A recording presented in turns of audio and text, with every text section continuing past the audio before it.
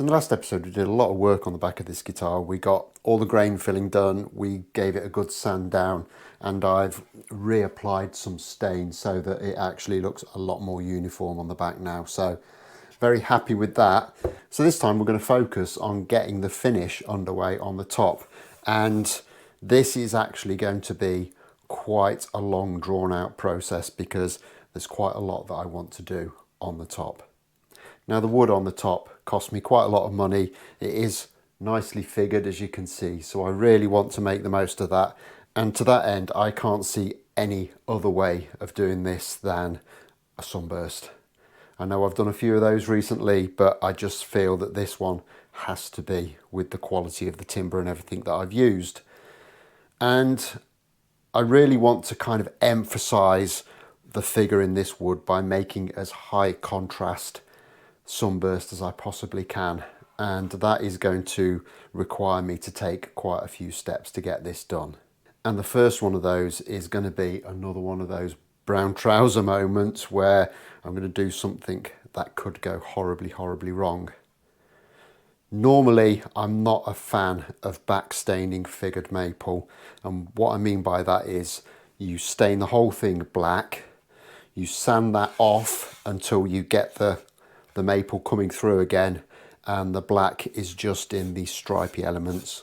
For me, that can look a little bit like overkill, but I'm going to make this a tobacco sunburst, and to make it really pop, I want those darker elements to really kind of have a contrast between themselves and the rest of the top. So to that end, I'm going to backstain the areas that are going to be tobacco. It's going to be quite a narrow band around most of it, and then a little bit more towards the horns. We'll knock that right back, sand it so it's just kind of emphasizing that figure. We can then put the amber stain on, which will form the body of the top, and following that we can start to think about putting that tobacco burst on. With that done, I might then just put a tiny little bit of black around the outside just to finish off that real high contrast. But it's going to be one of those jobs where we do a little bit, we see what it looks like, we'll do the next bit, we'll see what that looks like, and then finally we'll get somewhere towards a situation where we're kind of happy with it. And then with that done, we can start to put a shed load of clear on top of it. It's going to be a long process. I can't see any way I'm going to get it done in one episode, but we can at least make a start on it. The first stage of this, as I say, is to backstain the areas that are going to have a burst over them. And for that, I've just got some chestnut spirit stain in black. This is going to look very extreme, and to be honest, it is extremely worrying for me as well. It isn't a case that you can just sand this off if it goes wrong, because it will go very deep into the timber. And realistically, once it gets into that deep grain, it's in for good. But fortune favours the brave and all that, so here we go.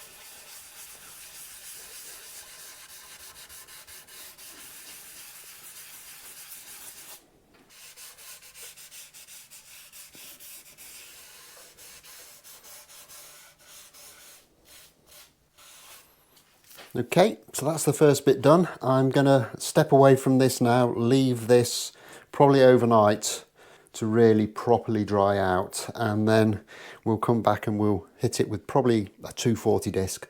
I'll probably use a sander as well, just to get as much of this off as possible, because I really do want this just to be in the figure, not on the wood itself. Okay, back in a bit. Okay, in the end I've actually left this a couple of hours, and it seems to be drying up nicely. I've just done a little bit of a test and it's sanding off okay. So I'm going to set the vacuum up onto the orbital sander and we'll just go around and get this sanded back and see what it looks like.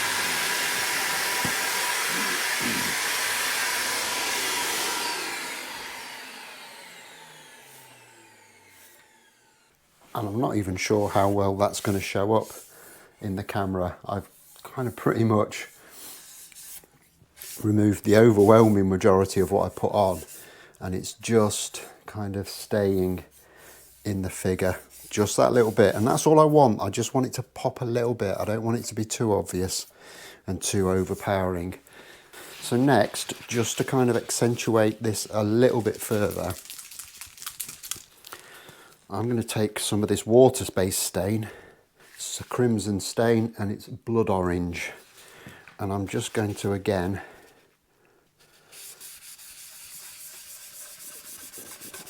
just go around, going in a little bit deeper now.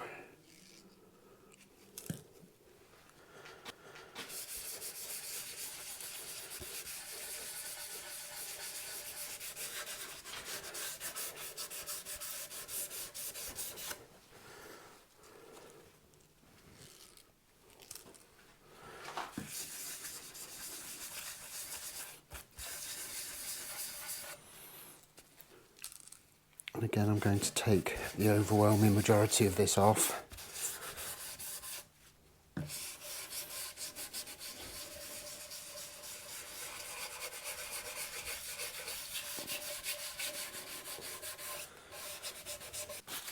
And then we just need to give that a little bit of time to dry up as well. These water-based stains tend to dry up a little bit quicker than the spirit ones, so hopefully we should get back onto this quite quickly. But I think already in this kind of area you can see how well that's kind of popping the grain out, which I think is brilliant. And again, with that dried off, we'll just flash over it with the orbital and sand that back to the bare wood as best we can.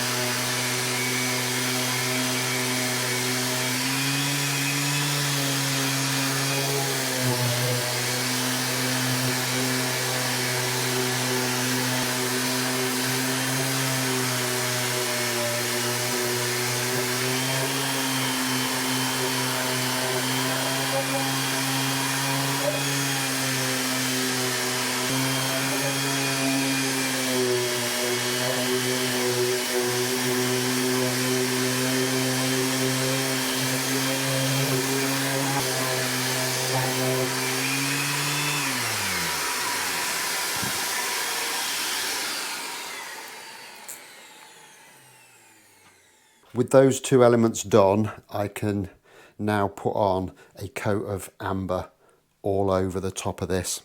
And then I'm definitely going to leave that overnight to dry up before we try and do anything else.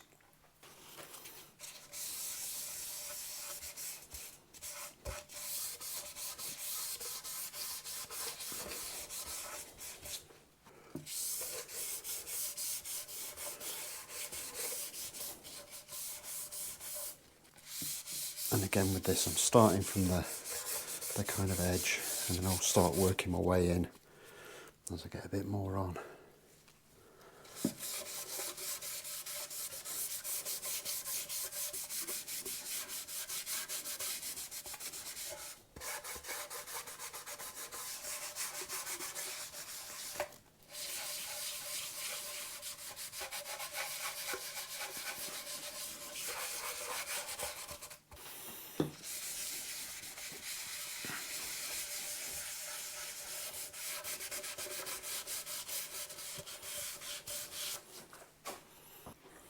And that has made an absolutely massive difference to this.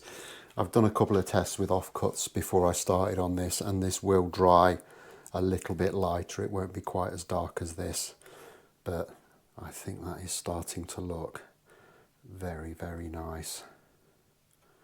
So I'll leave this to dry up overnight. I might have to kind of give it another light coat just to make it a little bit more even, but I don't think I'll be able to tell that until it's dried up a lot more. But so far, so good. I'm quite happy with this.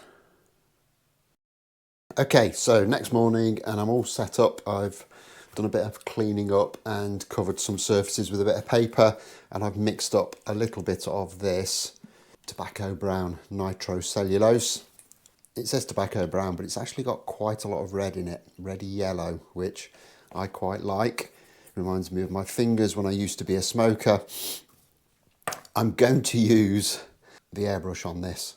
As some people commented the last time I used this can actually pump out quite a lot of material if you set it up right. So I think this will be the ideal way to put this burst on, much more controllable. And if we bust out shaky cam, I'll take you over the other side, and there we have the stained up and ready body. Not very good light to get this in, and the angle probably doesn't do it any favours, but I'm very happy with the way that the amber base coat has laid down on there. I think it gives it a really nice look, and as you can see, the stripiness of that maple has really popped. We've got one more job to do. I need to chuck some foam into these F-holes just to stop them getting filled up with paint, and we're ready to go.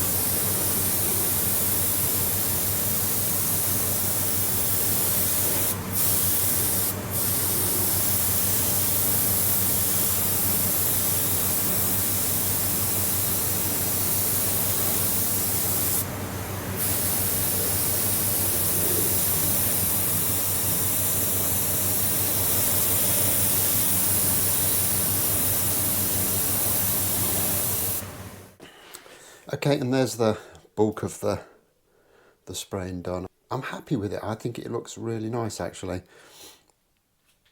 There are perhaps one or two little bits that might need a little bit of a touch up in here, but I think what's worth remembering is when we're at this stage of a burst, there'll be some bits that are shinier than others.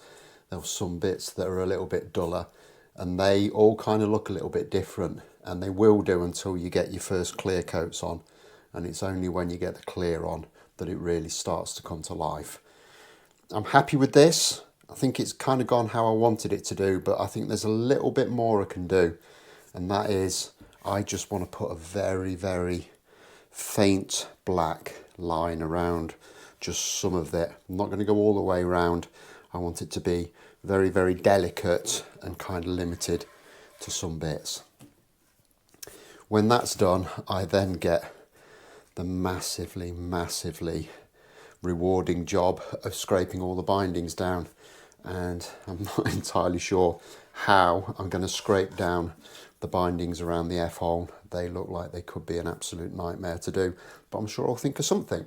So I'll get on with the spraying of the black and we'll see what that looks like.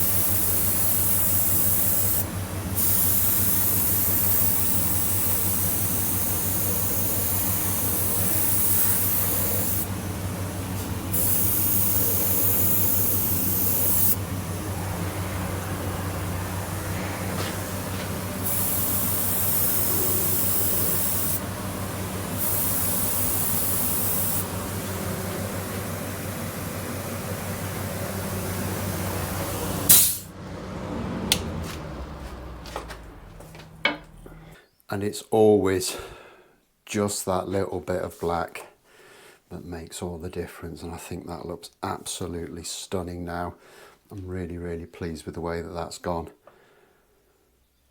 I'm going to leave that to dry for a few minutes just so I can get a better idea of what it looks like. I think there might be a few little places that might need a little bit more black just to kind of crispen it up a little bit, but I think that really made that pop something brilliant. Happy days. And there it is, back on the bench, and I have to say I am very, very pleased with the way that that's gone. It looks absolutely stunning as far as I'm concerned. You can of course leave your comments down below. And as I've just said, the next thing I need to do on here is get this unmasked and start to scrape down the bindings, and that's going to be quite a job. It's going to take quite a long time. So I'm going to leave that for the next episode. I'm going to leave this one here. So as always, if you've enjoyed this, don't forget to hit that like button, subscribe if you haven't already done so, and I'll join you back next time when we can start to get this thing clear coated.